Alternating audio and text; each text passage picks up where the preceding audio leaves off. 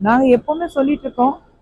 கடந்த கிட்டத்தட்ட 4.5 வருடத்துல திமுக ஆட்சி வந்ததுல இருந்து பெண்களுக்கு பாதுகாப்பு சுத்தமா இல்லை தமிழகத்துல.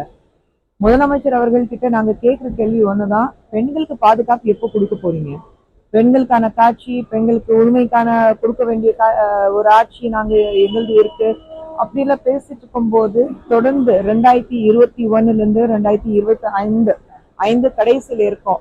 இந்த 4.5 வருடத்துல 65% பெண்களுக்கு மீதான ஒரு கொடுமைகள் அதிகமாயிருக்கு. ஸோ 65% ரைஸ் நீங்க சொல்லும் போது ஒரு சாதாரண விஷயம் கிடையாது. பெண்களுக்கு பாதுகாப்பு எங்க இருக்கு? எல்லாம் இந்த மாதிரி ஒரு பிரச்சனைகள் இருக்கும்போது, கோயம்புத்தூர் இருக்கட்டும், பொள்ளாச்சி இருக்கட்டும், அண்ணா யூனிவர்சிட்டி இருக்கட்டும், இல்ல பல இடங்கள்ல இந்த மாதிரி பிரச்சனைகள் வரும்போது முக்கியமான காரணம் வந்து போதைப் பொருட்கள் அல்லது டாஸ்மாக். இதுதான், அந்த போதைக்கு அடிமையானவங்க தான் மேக்சிமம் இது பண்றாங்க. டாஸ்மாக்ல உங்களுக்கு லாபம் வருது, அதனாலதான் அந்த டாஸ்மாக் நீங்க 10 மணிக்கு மேல பில் இல்லாம நீங்க கடையில விற்கிறீங்க. அது ஒண்ணு இருக்கு.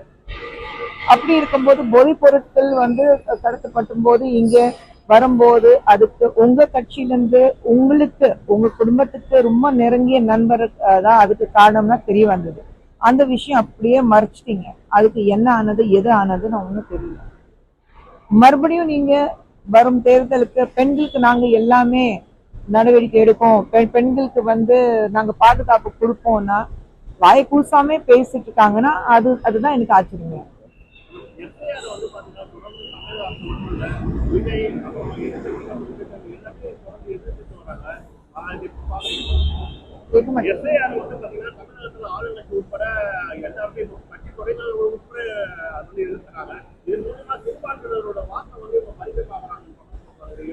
எனக்கு புரியல, தமிழகம் மட்டும்தான் விதிவிலக்கா? இந்தியா முழுவதும் விவசாயம் வருது, இந்தியா முழுவதும் நீட் இருக்கு, இந்தியா முழுவதும் ஒன் நேஷன் ஒன் கண்ட்ரின்னு ஒண்ணு இருக்கு, ஒன் நேஷன் ஒன் ஓட்டுனா இருக்கு. அப்படின்னா இருக்கும்போது எதுக்கு இவங்க மட்டும் தமிழகத்துல இருக்கிறவங்க மட்டும் அதுக்கு பயப்படுறாங்க? நீட் கொண்டு வந்தது பாஜக இல்ல, காங்கிரஸ் காலத்துல இருந்து நீட் இருந்தது. அப்ப நீங்க அதுக்கு சப்போர்ட் பண்ணி பேசுனீங்க, இப்ப நீட்டுக்கு எதிர்ப்பு தெரிய வைக்கிறீங்க. அதே மாதிரி வந்து ஒன் நேஷன் ஒன் எலெக்ஷன் இப்போ இல்ல, காங்கிரஸ் காலத்துல இருந்து இருக்கு, கலைஞர் அவர்களுடைய காலத்துல இது வந்து ஒன் நேஷன் ஒன் எலெக்ஷன் இருந்தது. இப்ப மட்டும் நீங்க ஏன் பயப்படுறீங்க? எஸ்ஐஆர் வரும்போது நீங்க ஒவ்வொரு ஓட்டுக்கு நீங்க காசு கொடுக்குறீங்க, அதுக்காக தான் நீங்க பயப்படுறீங்க. இதே பீகார்ல வந்து ஒரு மிக சிறந்த தலைவர் வந்து ராகுல் காந்தி, இல்லைன்னா ராகுல் காந்தி வந்து மிக சிறந்த தலைவர் வந்து முதலமைச்சர் வந்து ஸ்டாலின் அவர்கள் சொல்றீங்க. ஆனா இங்க முதலமைச்சர் ஸ்டாலின் அவர்கள் பீகார்ல இருந்து வந்தாக்கா அவங்க பிடிக்காக தான், லைக் பிடிவாளர் தான் சொல்றீங்க. அப்படி இருக்கும்போது உங்களுக்கு எது சாதகமா இருக்கோ அப்ப நல்லா இருக்கு.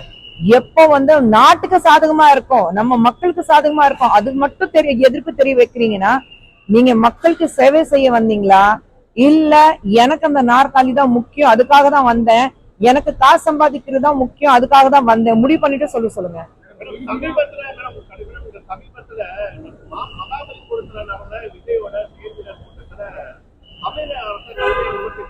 என்னங்க என்னங்க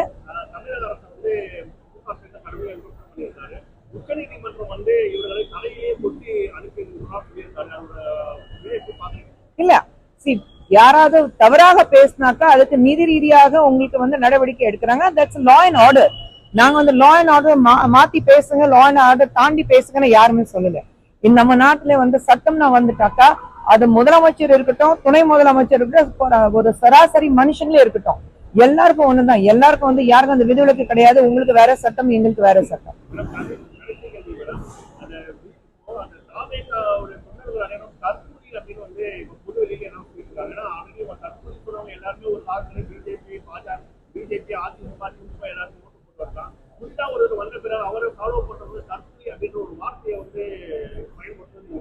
இல்ல, நான் அதுக்கு பதிவு தேவிகாக்கு நான் வந்து ஸ்போக்ஸ் பர்சன் கிடையாது.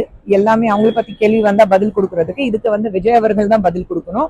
தவறாக பேசியிருந்தாருன்னா விஜய் அவர்கள் தான் தன்னுடைய கட்சியில இருக்கிறவங்களை கூப்பிட்டு இந்த மாதிரி தவறாக பேசக்கூடாது. நான் ஏன் சொல்றேன்னா, நான் அரசியலுக்கு வரும்போது எனக்கு என்னுடைய முதல் ஆசிரியர்னா நான் கலைஞர் அவர்கள் தான் சொல்லுவேன். அவர் கூப்பிட்டு எனக்கு முதல் கொடுத்த லெசன் இதுதான், யாரும் வந்து மரியாதை இல்லாம பேசக்கூடாது, நாகரிகம்னு ஒண்ணு இருக்கு, எனக்கு சொல்லி கொடுத்தது அதுதான். அதனால இன்னைக்கு திமுக இருந்து இவ்வளவு அசிங்கமா பேசும்போது இது கலைஞர் உருவாக்கப்பட்ட கட்சியா? எனக்கு அந்த கேள்விதான் வருது மனசுல. தேர்தல் அதிகாரிகள் வந்து எஸ்ஐஆர் படிவங்களை கொடுக்க சொல்ல ஒரு படிவம் தான் தராங்க, ஒரு படிவம் வந்து அவங்களே கையெழுத்து போட்டு வாங்கிக்கிறாங்க. ரெண்டாவது 2002 அந்த தேர்தல் நேரத்துல அந்த கொடுக்கப்பட்ட அந்த வாக்கு அந்த இதுல அதை வந்து எடுத்துட்டு வர மாட்டேங்கிறாங்க. கடந்த ஆண்டு நடைபெற்ற அந்த தேர்தல் இது மட்டும்தான் கொண்டு வராங்க. இல்ல இது ஃபுல்லா நீங்க வந்து ஸ்டடி பண்ணி தான் பாக்கணும். இப்போ தேர்தலுக்காக வந்துட்டு இருக்காங்கன்னா, இப்போ எங்க வீட்டுல வந்து 6 பேர் இருக்காங்க வாக்களிக்கிறதுக்கு. நானும் என் கணவர் 2 பசங்க, என் அத்தை, என் அம்மா, எல்லாரும் ஒரு வீட்டுல தான் இருக்கோம். சீனியர் சிட்டிசன்ஸ்க்கு இன்னும் வரல. ஏன்னா என் வீட்டுல என் அம்மாக்கும் என் அத்தைக்கும் இன்னும் வரல. சீனியர் சிட்டிசன்ஸ்க்கு அப்புறம் வரும். ஒருவேளை அந்த கன்ஃபியூஷன்ல இருந்திருக்கலாம். ஆனா இதே வந்து பிஹாரிஸ் பார்த்துட்டு அவங்களுக்கு இமிகிரன்ஸ்க்கு வந்து வாக்குறுதி இல்லை அப்படி சொன்னாங்க. அவங்க இங்கதான் இருக்காங்க. உங்களுக்கு வந்து ஓட் வேணும்னா அப்போ இருக்கிற எல்லா இடத்துல எல்லாரும் உங்களுக்கு வாக்களிக்கணும். அப்போ மட்டும் உங்களுக்கு ஓகே. எப்போ வந்து கணக்கு எடுத்துட்டு சராசரி மனுஷங்களை வந்து ப்ராப்பரா ஒரு ரிசர்ச் பண்ணி இப்படிதான் இருக்கணும். சார் வந்து எஸ்ஐஆர் கொண்டு வந்தது சும்மா சாதாரண விஷயம் கிடையாது. ஏதோ பிரதமர் முடிவு பண்ணாரு, பாஜக முடிவு பண்ணாங்க, அதுக்காக கொண்டு வந்துட்டோம். அதுக்கு ஆராய்ச்சி நடந்திருக்கு, சட்ட ரீதியாக ஆராய்ச்சி நடந்திருக்கு, சட்ட ரீதியாக அது ஓகே பண்ணிருக்காங்க. எலெக்ஷன் கமிஷனர் ஓகே பண்ணிருக்காங்க. அதுக்கப்புறம் தான் கொண்டு வந்திருக்கோம்.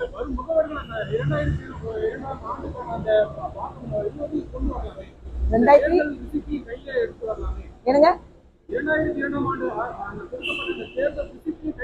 இல்லைங்க, எத்தனை பேர் 2022 இருந்து இப்போ எத்தனை பேர் வாக்குறுதி அது வாக்களிக்கிறதுக்கு தயாரா இருக்காங்க?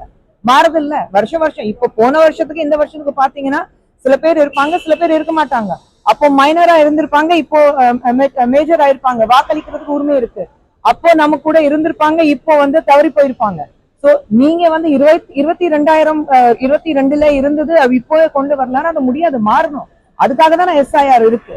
எப்பவுமே வந்து ஒரு தவறான முறையில யாருமே வாக்களிக்க கூடாது. டிரான்ஸ்பரன்சி இருக்கணும். அதுக்காக தான் எஸ்ஐஆர் கொண்டு வந்தது.